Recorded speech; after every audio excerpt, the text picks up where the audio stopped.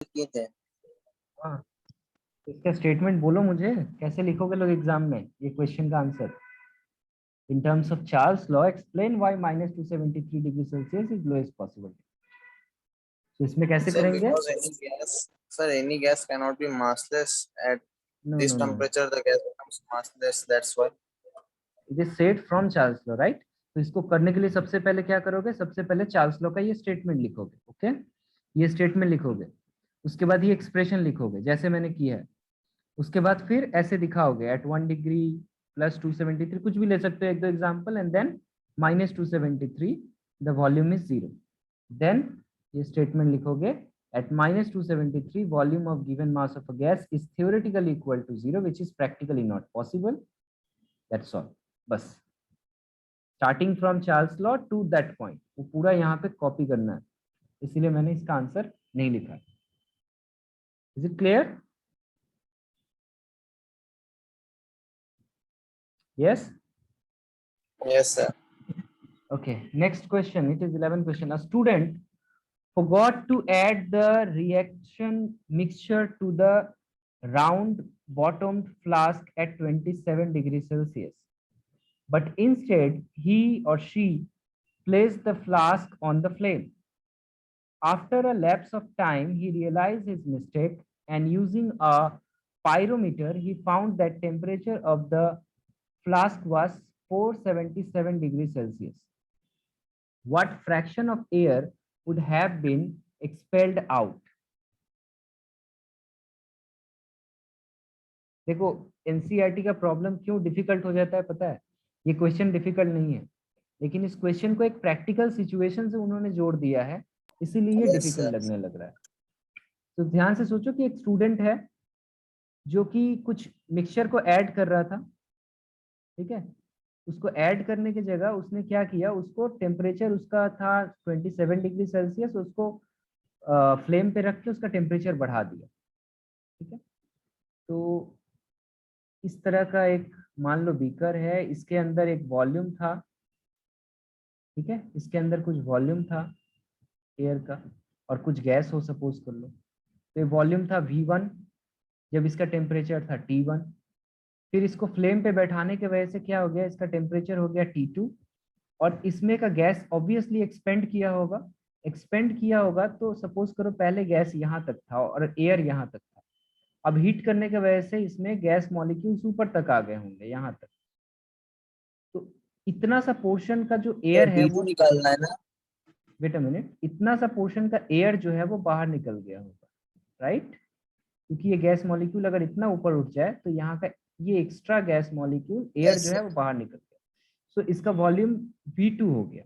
But तुमसे V2 नहीं पूछा है, तुमसे क्या पूछा है, what fraction of air would have been expelled out.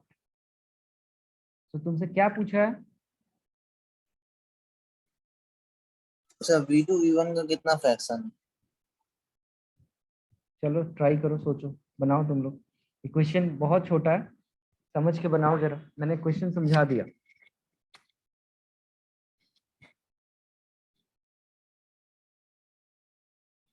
एक कंटेनर के अंदर गैस था, गैस एक्सपेंड हो गया। मान लो उसके अंदर कोई गैस था ही नहीं, यहाँ पे क्या लिखा है, मिक्सचर उसके अंदर नहीं डाला। उसके अंदर मिक्सचर डालना था, वो स्टूडेंट मिक्सचर डालना ही भूल गया, मतलब खाली कंटेनर को, खाली कंटेनर जो था, फ्लास्क था, इसको हीट कर दिया। तो इसके अंदर पहले जो गैस एयर था उसका वॉल्यूम था V1।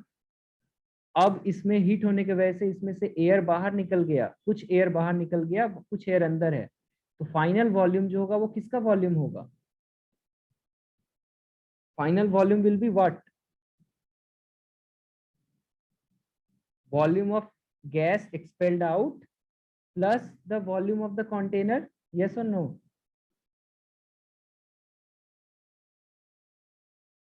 हेलो,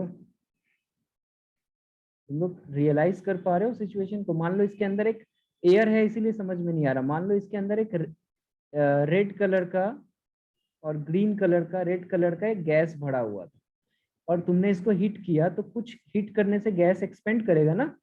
एक्सपेंड करने की वजह से कुछ रेड कलर का जो गैस है यहाँ से बाहर की तरफ निकल गया, एक्सपेंड होने की वजह से। तो तुमसे पूछ रहा है कि कितना फ्रैक्शन बाहर चला गया। मतलब मान लो बाहर जो निकल गया है उसको मैं बोल रहा हूँ एक्सपेल्ड आउट। तो कितना फ्रैक्शन एक्सपेल्ड आउट हो गया टू द इनिशियल वॉल्यूम, ये क्वेश्चन। सर V1 का वैल्यू आ रहा है 300/273 V0 और V2 का वैल्यू आ रहा है 750/273 V0। कैसे कर रहे हो? V0 कहाँ से आ गया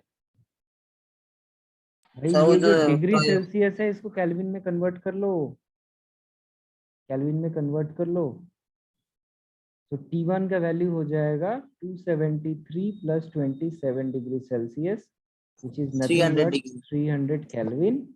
एंड T2 का वैल्यू हो जाएगा 273 + 477 केल्विन। कितना आएगा? 750 degree hello, yes 750 degree Kelvin. Yes 750 Kelvin और 750 डिग्री केल्विन। या सो ये T1 T2 from Charles law what we know, V1/T1 is equal to V2 by T2. Using this principle, if you solve here, look from Charles law, V1/T1, V2 by T2. So यहाँ से V2 निकाल लो, V1/T1 into T2.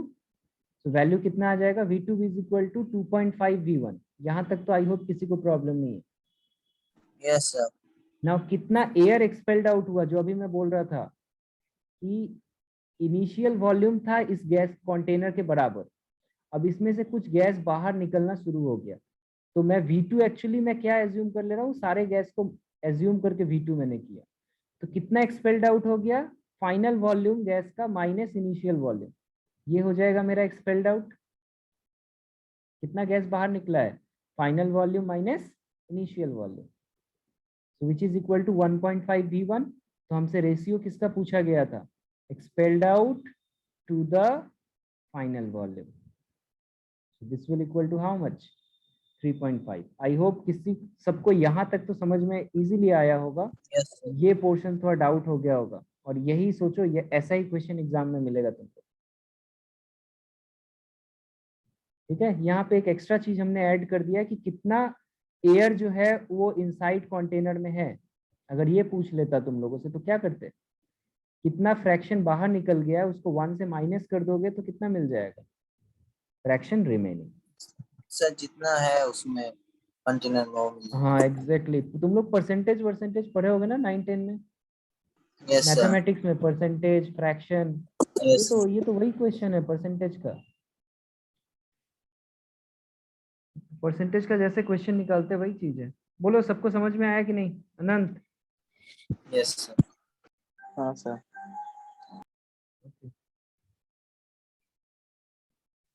Okay, next is Avogadro's law. ये तो तुम लोगों को पहले से ही पता है, फर्स्ट चैप्टर में हम लोग पढ़ चुके हैं। एवोगैड्रोस लॉ क्या था? अंडर, बताओ याद है किसी को? एवोगैड्रोस हाइपोथेसिस और एवोगैड्रोस लॉ क्या था? देखिए कितने लोगों को सर वो याद है। सेम रेशियो वाला। Avogadro's law first chapter. Sir वो बोलता था एसटीपी में सर गैसेस जो है सेम रेशियो में कंबाइन करते हैं एसटीपी में प्रोडक्ट गैसेस देने के लिए। कांस्टेंट रेशियो में कंबाइन करते हैं, that is your Gay Lussac's law, not Avogadro's law. लोग को ना अभी मेरे सामने रहता है, अभी अभी मुर्गा बना देता मैं एवोगैड्रोस लॉ भूलने के लिए। सर वो 22.4 लीटर वाला। क्लास 7 में मैंने एवोगैड्रोस लॉ हिंदी में पढ़ा था। ओके, मेरा उस वक्त हिंदी में था, मुझे वो हिंदी में पढ़ा हुआ चीज अभी भी याद है।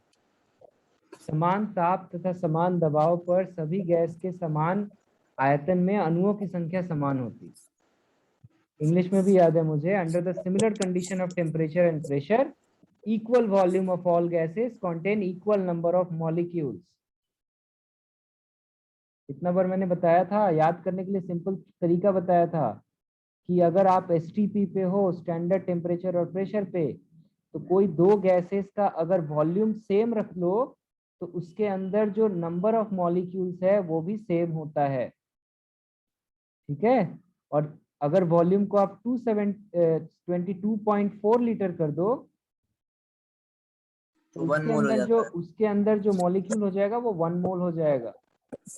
और 1 मोल का मतलब फिर यहाँ पे आया था 6.022 into 22 by 20 particle molecule in case of your compound, and for pure element it is atom.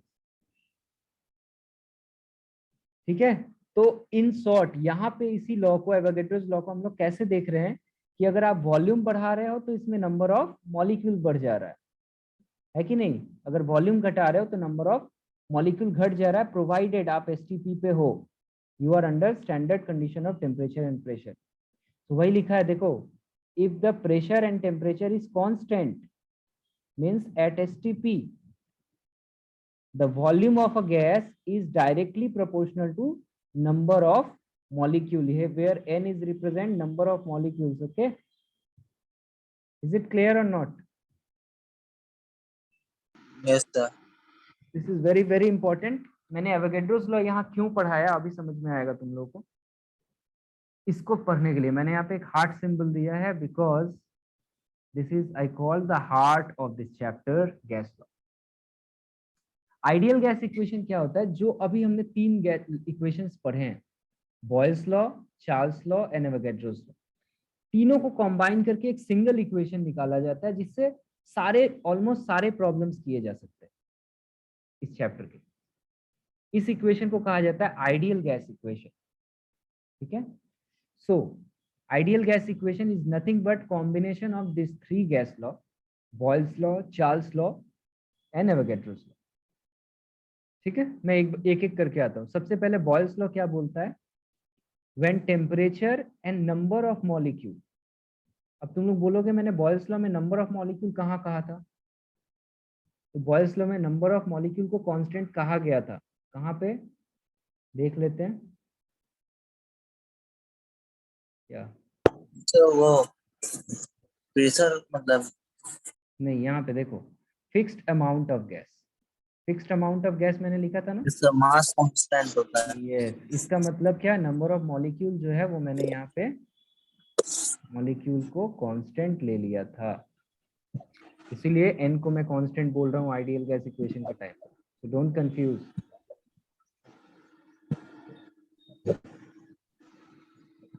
Yeah, so is it clear? At constant temperature and number of molecule, V is inversely proportional to 1 by P. और actually हम लोग वहां पढ़े थे ऐसे, P is proportional to 1 by V, तो इसको उल्टा कर सकते हैं हम लोग, V is proportional to 1 by P, no problem, so it is correct. Second, at constant pressure and your number of molecule, V is proportional to capital T. So this is Charles' law. And Avogadro's law we just complete here, V is proportional to. Okay. Now according to law of variation, तुम लोग proportional का काम नहीं किए हो, तो एक पहले 2006 के पहले एक सिलेबस में मैथमेटिक्स का एक चैप्टर होता था, उसको कहते थे वेरिएशन, जो प्रोपोर्शनल वगैरह को लेके पढ़ाया जाता था। तो according to law of variation, left hand side में प्रोपोर्शनल का जो भी होता है वो हमेशा सेम रखा जाता है, तो इसीलिए मैंने तीनों को वी रखा है। और जो सेम रहता है उसको एक बार लिखते हैं, लेफ्ट हैंड साइड वाले को, लेफ्ट हैंड साइड वाले को सिर्फ एक बार लिखते हैं, तो वी लिखा। प्रोपोर्शनल का साइन देके राइट हैंड साइड में जो भी है सबको मल्टीप्लाई कर दो। Am I clear? This is called law of law of variation, law of proportion. Left hand side को एक बार लिखते हैं, राइट हैंड साइड वाले को मल्टीप्लाई कर देते हैं, तो V is proportional to NT by P। Clear? यहाँ पे प्रोपोर्शनल का साइन हटाओगे तो एक कांस्टेंट आएगा, this constant is called R, और इसके बाद इस P को थोड़ा यहाँ मल्टीप्लाई कर लो, तो PV is equal to nRT। ये R जो कांस्टेंट आया, इसको कोई ऐसा वैसा कांस्टेंट नहीं कहते हैं, this is called universal gas constant. इसका बहुत बड़ा सिग्निफिकेंस है जो हम लोग पढ़ेंगे थोड़ी देर बाद। पहले यहाँ तक समझ में आया कि नहीं, सोच लो। Yes sir. तो कॉपी में करने के लिए मैं एक बार यस बोलूं। सर ये जो nRT है तो कम्प्लीटली कांस्टेंट है ना? nRT नहीं, कांस्टेंट नहीं है। n क्या होता है? वेरी करता है। R कांस्टेंट है, N और T वेरी करते हैं। P तो वेरी कर सकता है, temperature is variable, your N is variable, R is constant, yes, and why it is called universal gas constant, ये भी मैं आ रहा हूँ। फिलहाल इसको डिराइव कैसे करते हैं ये बहुत इंपॉर्टेंट, ये समझ में आया? एग्जाम में एग्जैक्टली Yes, ऐसे ही sir. पूछ, डायरेक्ट ऐसे ही क्वेश्चन पूछ देता है, तो इसको याद रखना।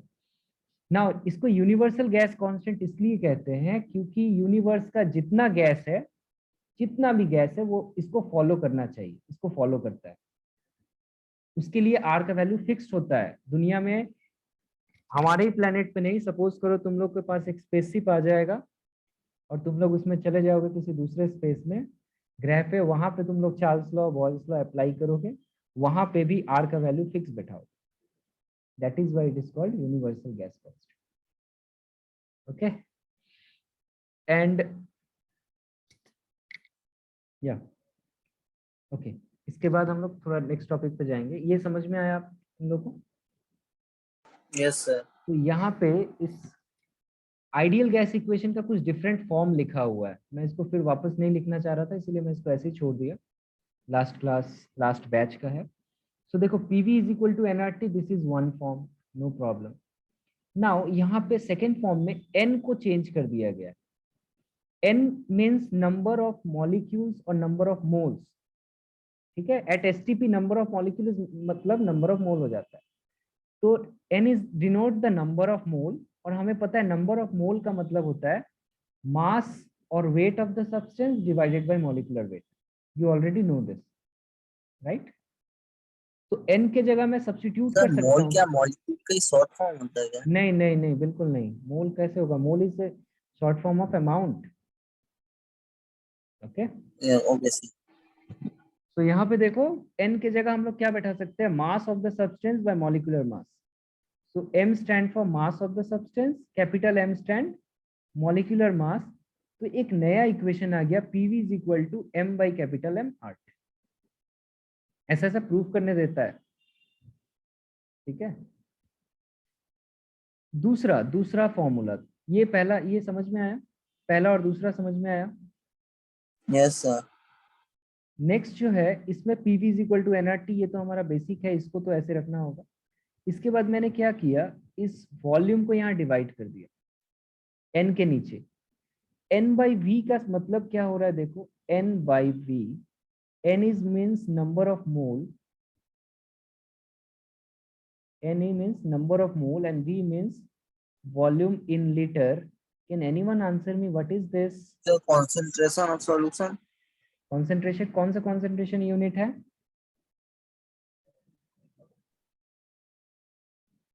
बहुत सारे यूनिट पढ़े थे ना हम लोग, mole fraction, molarity, Yes, sir. Molality, normality. Molarity. It is molarity, yes। So it is nothing but number of mole by volume of the solution। अगर लीटर में बैठा दोगे तो ये हो गया मेरा molarity, means C is nothing but concentration, concentration in mole per liter। So P is equal to CRT। ये भी एक फॉर्म है आइडियल गैस इक्वेशन का। एक और फॉर्म यहाँ पे देखो, चौथा नंबर, सॉरी पांचवा उधर, चौथा पहले देख लेते हैं। PV is equal to nRT में n के जगह m by m यहाँ हम लोग किए थे सेकेंड वाला इक्वेशन, तो ये मैंने लिख दिया, mass of substance by molecular mass. अब मास ऑफ सब्सटेंस बाय ये वॉल्यूम को अगर नीचे डिवाइड कर दोगे, इस m को उधर ले जाओ, तो mass by volume is what? Mass by volume is nothing but density. Density. So P is equal to dRT by m, where D is the density of the gas। ये भी एक फॉर्म हो गया, क्योंकि न्यूमेरिकल किसी भी form में दे सकता है, तो सारा इक्वेशन पता होना चाहिए तुम लोग को, याद मत करो, तुम लोग डिराइव करना सीखो। और ये लास्ट फॉर्म है, PV is equal to nRT अगर होता है, मैं यहाँ PV by T कर लूँ और nR रखूँ, एज्यूम कर लेते हैं n जो है number of mole of gas को मैं कांस्टेंट कर लिया, मतलब फिक्स्ड मास ऑफ गैस, इसका मतलब है फिक्स्ड मास ऑफ गैस।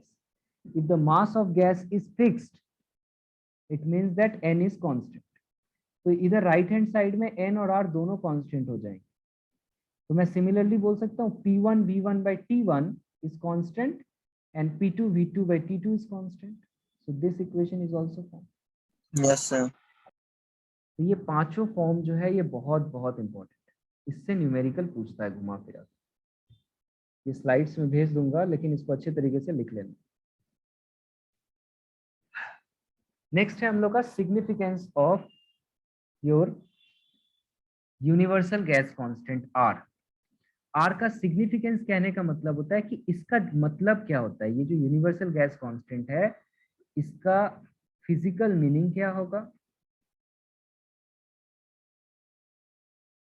इसका यूनिट क्या होगा एंड इसका वैल्यूज क्या होगा। ये सब कुछ हमको इसके सिग्निफिकेंस में पता चलेगा। सबसे पहले इसको देखो कैसे करते हैं, मैं फिर से इसको नहीं लिखने वाला। PV is equal to NRT में आर को सेपरेट कर लिया हमने, so it is PV by NT. Copy में करो तुम लोग सब, मेरे सामने करो अभी अभी, सब लिखो। R is equal to PV by NT होगा, यस और no? Yes, sir. Okay.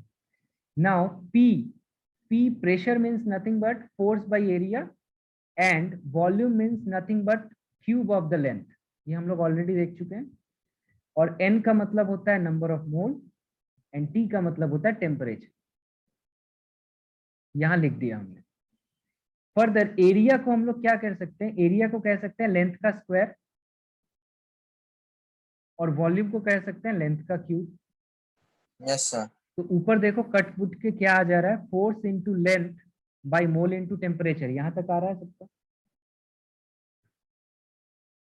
Force into displacement बोल सकते हैं ना? डिस्प्लेसमेंट बोल सकते हैं, एग्जैक्टली। तो force into displacement is nothing but work done, Work done. और नीचे मोलर टेम्परेचर है। तो इसका सिग्निफिकेंस आ गया। अगर मैं कभी भी देखो मैथमेटिकल इक्वेशन से सिग्निफिकेंस निकालना हो तो क्या करोगे, डिनोमिनेटर को 1 कर दोगे।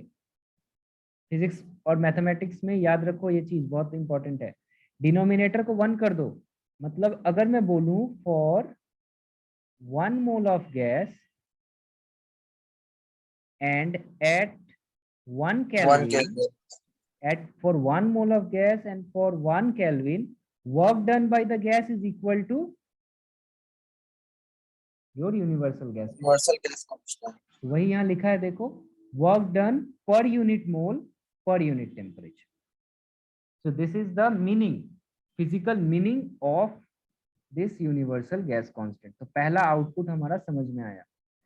फिजिकल मीनिंग ऑफ आर का मतलब होता है वर्क डन पर मोल पर unit temperature. Is it clear first part? Now secondly calculating its values is very important. इसका डिफरेंट यूनिट भी हम लोग निकालेंगे। ओके इसका एक से ज्यादा यूनिट होता है, इसको मैं एक स्लाइड में लेके करता हूँ, यहाँ नहीं।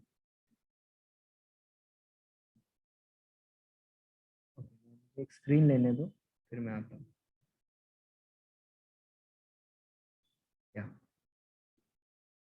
ये स्क्रीन अवेलेबल नहीं होगा स्लाइड्स में क्योंकि ये नॉर्मल स्क्रीन है, तो इसको लिख लेना तुम लोग। W का वैल्यू आया work done per unit mole पर यूनिट टेम्परेचर। अब मैंने तुम लोग को बहुत सारा यूनिट कन्वर्शन सिखा दिया, तो इसका क्या क्या यूनिट हो सकता है पहले मुझे ये बताओ। वर्क डन का ऐसा यूनिट क्या होता है? Sir, joule. तो मैं यूनिट्स लिख रहा हूँ। ओके यूनिट्स, ये होता है जूल, करेक्ट। मोल का तो मोल ही होता है और टेम्परेचर का केल्विन होता है। तो पहला एक यूनिट आ गया जूल पर मोल पर केल्विन। अच्छा इस वर्क डन को जैसे मैं लिखा था वैसे ही रहने देता हूँ, फोर्स इनटू डिस्प्लेसमेंट या डिस्टेंस जो भी बोलो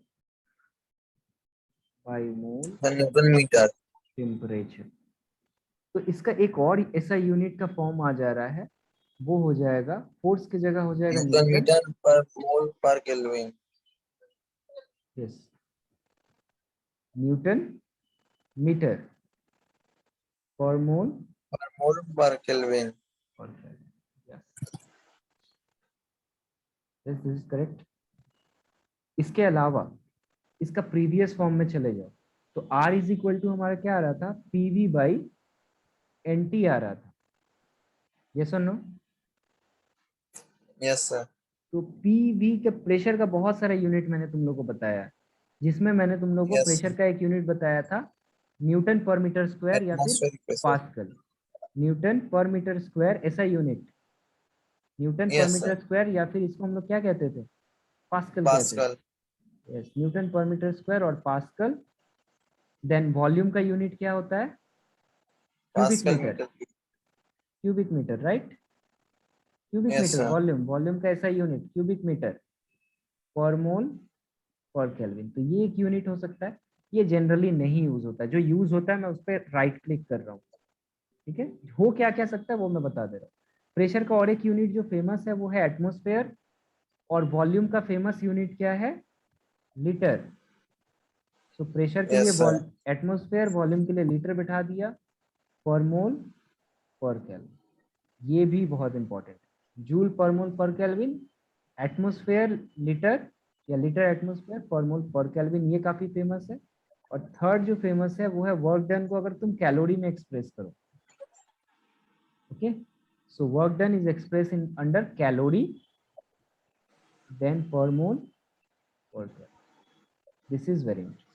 तो ये 3 यूनिट एटलीस्ट याद रखोगे लोग, जूल पर मोल पर केल्विन, एटमॉस्फेयर लीटर पर मोल पर kelvin, Yes, sir. and calorie per mole per kelvin. Is it clear, Anand? Yes, sir. तो देखो जो मैंने अभी कहा वो मैं यहाँ पे ऑलरेडी तुम लोग को यहाँ पे लिख के बता रहा था, वो वही चीज यहाँ पे है। नाउ नेक्स्ट, इसका 3 वैल्यू याद रखोगे जो मेन इंपॉर्टेंट यूनिट है उसमें। आर का वैल्यू याद रखोगे, ऐसा यूनिट जूल पर केल्विन पर मोल, इसका वैल्यू होता है 8.314। 90% स्टूडेंट इसको भूल जाते हैं और एग्जाम में गलती करके आते हैं, सिर्फ यूनिट नहीं पता, वैल्यू नहीं पता होने से। और लीटर एटमॉस्फेयर पर केल्विन पर मोल में ये होता है 0.08382। ये एटमॉस्फेयर की जगह अगर बार बिठाओगे तो 0.083 हो जाता है, कोई फर्क नहीं पड़ता, दोनों ऑलमोस्ट सेम है। और कैलोरी पर केल्विन पर मोल में 2 होता है इसका वैल्यू। 2 calorie.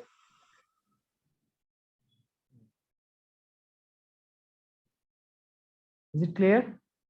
इसको कैसे प्रूव करोगे, ये तुम लोग का Yes. होमवर्क है, ये वैल्यूज कैसे प्रूव करोगे तुम लोग का होमवर्क है। कुछ नहीं है, P V S T P पे जो वैल्यू होता है ना, हम लोग कहते हैं एस टी पी, एसटीपी वाला जो Sir, वैल्यूज होता है उसको यहाँ सब्स्टिट्यूट कर देना पी पे और वी पे, you will get the answer. so joule वाला उसमें क्या करेंगे? सेम सेम ट्राई करो, ये तुम लोग को होमवर्क दिया मैंने, और ये मैं बताऊंगा नहीं, एग्जाम में आने का ये चांसेस बहुत ज्यादा है, तो ये इंपॉर्टेंट क्वेश्चन है। आर का बोलता है derive the values of R in Kelvin scale, calorie scale, in litre atmosphere, in joule, like this. So if you face any doubt then ask me, but at least you have to try this. Okay, sir. Okay, ये तो question यहाँ किया हुआ है, question मैं delete करना भूल गया। ओके चलो कोई बात नहीं, एक प्रॉब्लम करते हैं यहाँ से।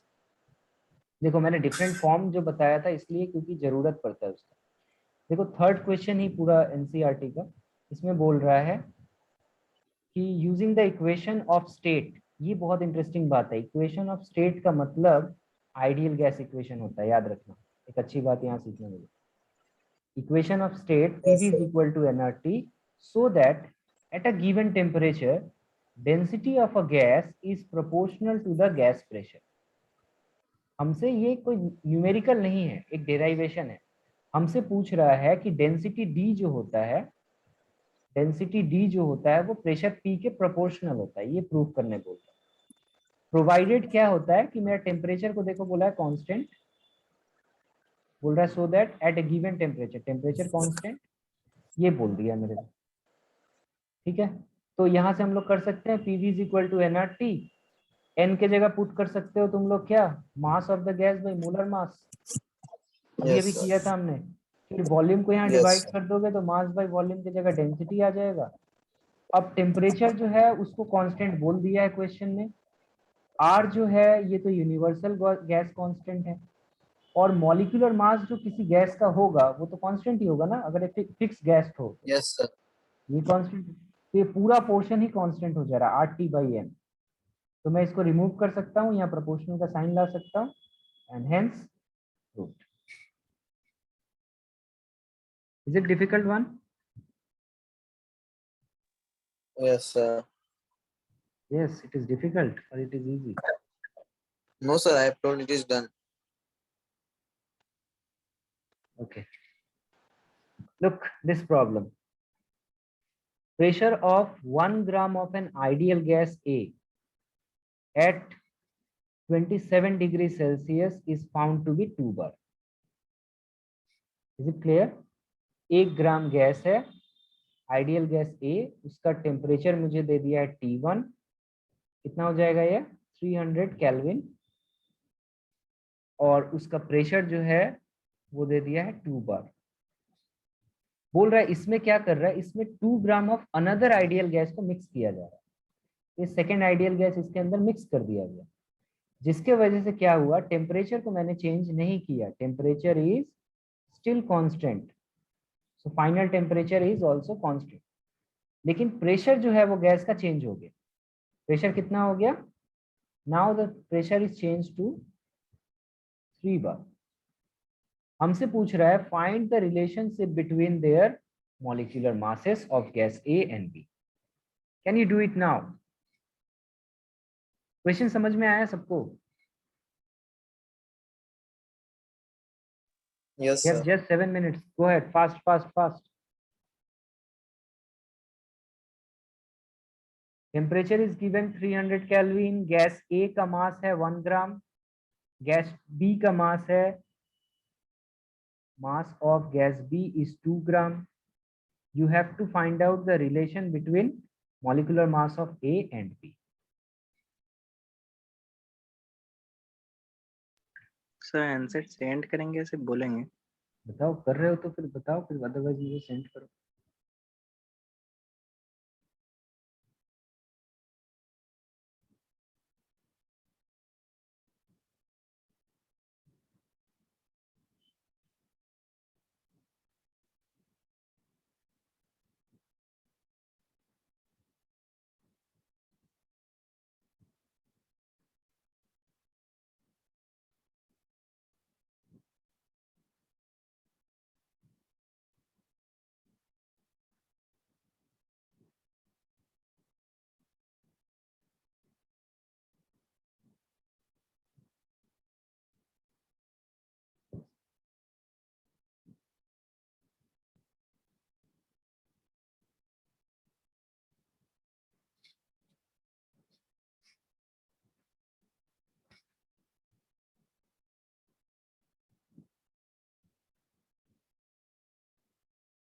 तो पार्शियल प्रेशर का भी क्वेश्चन हो जा रहा है actually. Okay,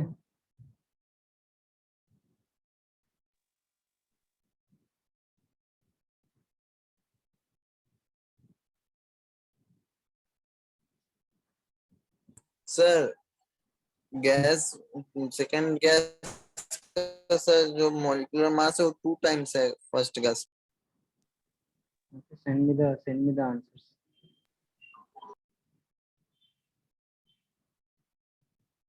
I want to see.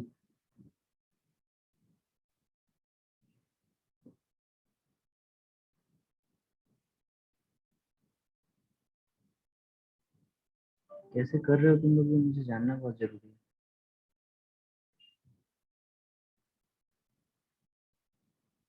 Sir इसमें आर का वैल्यू कौन सा लेंगे?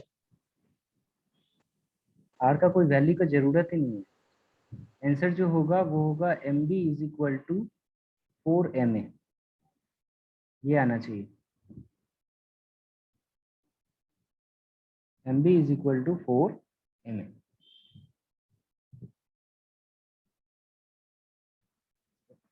Add a screen.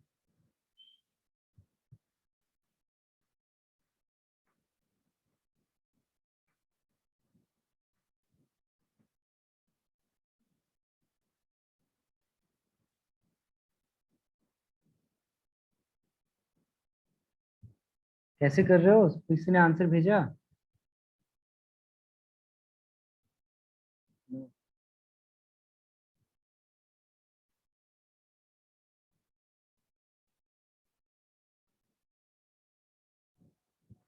तो भाई आइडियल गैस इक्वेशन लगाओ ना, PA V is equal to NaRT, yes और नो। और सिंपली तुम लोग को जो इक्वेशन मैंने यस सर। बताया था वहां से बोल सकते हो तुम लोग कि यहाँ पे हो सर जाएगा, m by m वाला यूज करेंगे ना? Yes, MA by capital MA RT by V. This will be your first equation.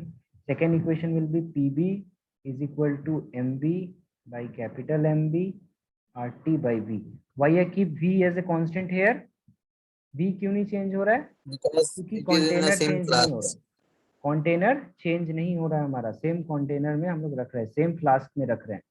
Same flask mean same volume, okay. लेकिन सेम वॉल्यूम में प्रेशर मिक्सचर का दिया हुआ है, ये इंटरेस्टिंग है। देखो यहाँ क्वेश्चन में ये जो दिया हुआ है, पहले प्रेशर था ये गैस ए के लिए था, तो ये गैस ए का प्रेशर था।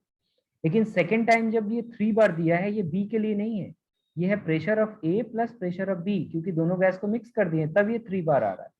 तो प्रेशर ऑफ बी कितना आ जाएगा यहाँ से, total minus pressure of A, which 1 is bar. equal to 3 minus 2, which is equal to 1 bar. So pressure of B is equal to 1 bar. Okay, is it clear now? तो यहाँ से तुम लोग Yes equation sir. लिख सकते हो that RT by V is equal to PA into MA, sorry capital MA by small ma. ये equation 1 हुआ, और यहाँ से आ जाएगा RT by V is equal to PB into capital MB by MB। ठीक है, दोनों देखो इक्वल हो जाएगा, RT by V are same. तो मैं बोल सकता हूँ PA MA by small ma is equal to PB MB by small MB।